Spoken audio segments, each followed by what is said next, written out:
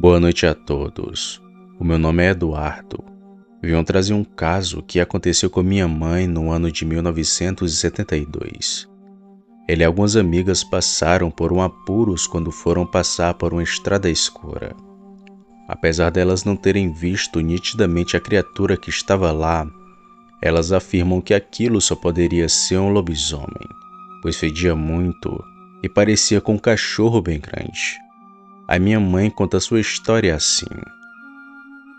Tudo aconteceu em 72, quando eu tinha meus 19 anos.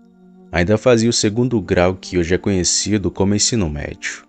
A escola em que estudava ficava em Ubajara, apesar de que minha casa era em Tianguá, uma cidade vizinha. Ia para lá por conta de que vários dos meus amigos estudavam numa referida escola, e junto a mim ia mais duas amigas, a Aldenora e a Cleia.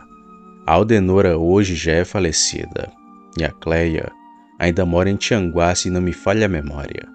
Bem, a gente normalmente pegava um ônibus e voltava no ônibus, e às vezes, quando esquecia ou perdia a hora, íamos a pé mesmo.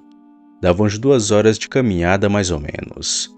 Era isso porque íamos pelo interior, e não pela BR, já que a gente tinha medo de acidentes ou de nos ocorrer algum crime. Bom, apesar de tudo, era bem comum a gente fazer isso. Não é à toa que depois que a Aldenora começou a namorar com esse rapaz, a gente passou a ficar em Ubajara até umas 8 da noite, que para aquela época era muito tarde. Mas fora isso, tudo sempre nos ocorreu bem. Nada de estranho aconteceu em Ubajara, nem no caminho que a gente costumava ir a pé. Tanto que nesse dia do acontecido, chegamos de carona com o pai do rapaz que a Aldenora estava namorando. Bom, foi assim. Estava perto do Natal. Era final de novembro para o começo de dezembro. Teve uma confraternização na escola, e a gente ficou por lá até umas 10 da noite. E nesse dia estava seguro, pois o pai do namorado da minha amiga iria nos deixar em seu carro, já que ele tinha um compromisso em outra cidade logo após Tianguá. Bem, a gente foi até a casa do rapaz e ainda ficamos por lá até umas 11 da noite. Só então que seguimos para as nossas casas. O pai dele, o senhor Severino, nos deixou na beira da BR, já que era muito tarde e ele ainda tinha que descer e subir a serra de Tianguá. Mas seu Severino já tinha feito muito por nós, por isso nem ligamos. Nós 3 nos despedimos dele e fomos indo em direção às nossas casas, que ficavam todas na mesma rua. Para chegar lá, tínhamos que passar por uma estrada que não tinha iluminação, já que os postes ainda estavam sendo colocados. Tinha casas, porém sem nenhuma iluminação. Um breu total. Eram uns 30 metros sem luz, e depois tinha uns postes, e então eram as nossas casas. Seguíamos tranquilamente por esse trecho da rua, quando de repente um cheiro podre subiu no ar. Era como fezes de galinha misturado com carniça.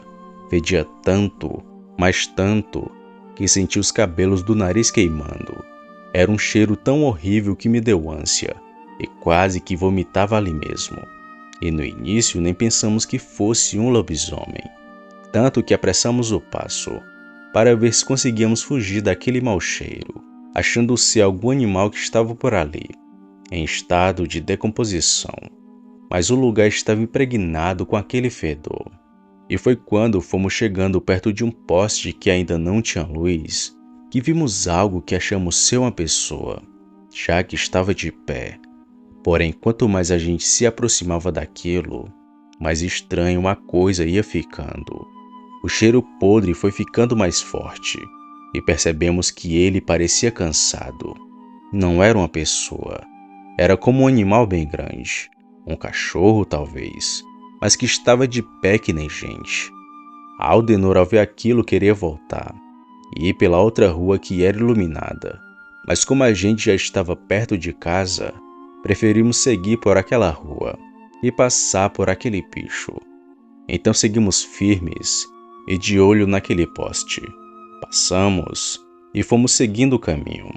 e a coisa não nos seguiu, mas deu um urro feio e muito alto. Dali nós não vimos mais nada, pois a gente correu como nunca para a casa da Cleia, que era a mais próxima. Quando chegamos, olhamos para trás, porém não vimos mais nada naquela rua escura. O bicho havia sumido de lá, mas mesmo assim a gente estava em pânico, e só fomos ficar calmas quando entramos na casa da Cleia. Contamos do que vimos, mas não fomos levadas a sério, e nem tocamos tanto no assunto depois que isso nos aconteceu, já que o pessoal suspeitava que um homem ali da região virava um lobisomem, e tínhamos medo dele vir nos atacar em outra noite. Porém isso nunca aconteceu. Aquela foi minha primeira e única experiência que tive com este ser. A minha mãe ainda passou por esse mesmo lugar de noite, e nunca mais viu nada por lá. Depois que colocaram as luzes, tudo ficou mais seguro, mas o medo de ver aquilo de novo perdurou até o último dia de vida do sujeito que todos diziam que virava um lobisomem. Boa noite.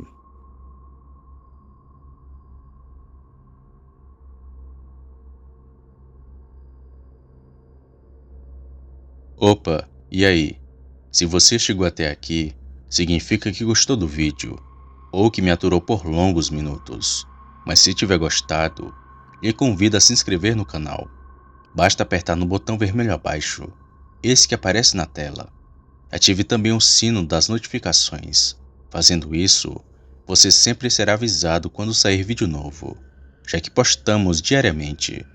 Deixe o like para fortalecer o canal e compartilhe o vídeo para que outras pessoas vejam e assistam. Fazendo isso, vocês não só estarão ajudando o canal, mas também a mim. E se fez isso, muito obrigado. Me despeço de todos e vou ficando por aqui. Fiquem com Deus e até a próxima.